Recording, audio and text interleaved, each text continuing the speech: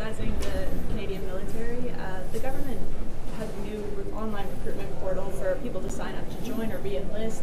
They face a series of technical glitches that have not allowed people to sign up. What is your response to that? Do you think that we need a different approach here if we're down, I think, 14,000 people right now in the military?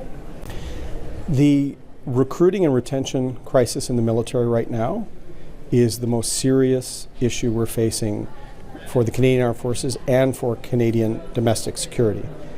We have to understand the needs of younger Canadians and what draws them into the military. We need better pay. 50 years ago, Canadian bases used to be the best little communities, whether they were in Greenwood, Nova Scotia, or in Germany. We have to make that esprit de corps of being part of something bigger than yourself attractive. We also have to draw in people that want to go to war and want to fight for their country. In the last 10 years, D&D has been too bureaucratized.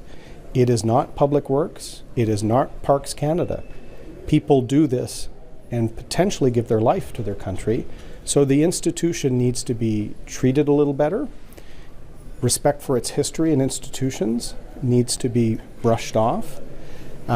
So some of the things talked about today is about rebalancing discussions on making sure our military is professional, making sure there's inclusion, but also making sure that we have a war-fighting force and that young men and women that want to be part of something that is bigger than themselves feel that pride. So there's a cultural challenge in the military right now that they need to address. And the glitches are actually due to the volume of people trying to sign up right now. Some people are saying that's because of the 51st state. Do you think that the sovereignty threats play any role in those wanting to re-enlist?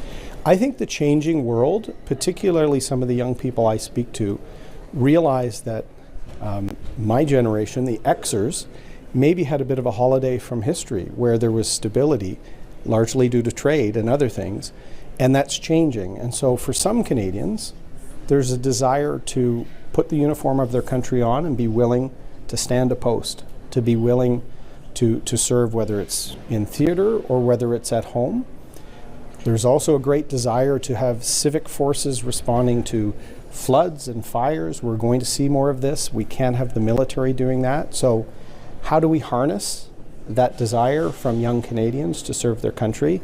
This is what the Canadian Armed Forces has to update their thinking and, it seems, their technology.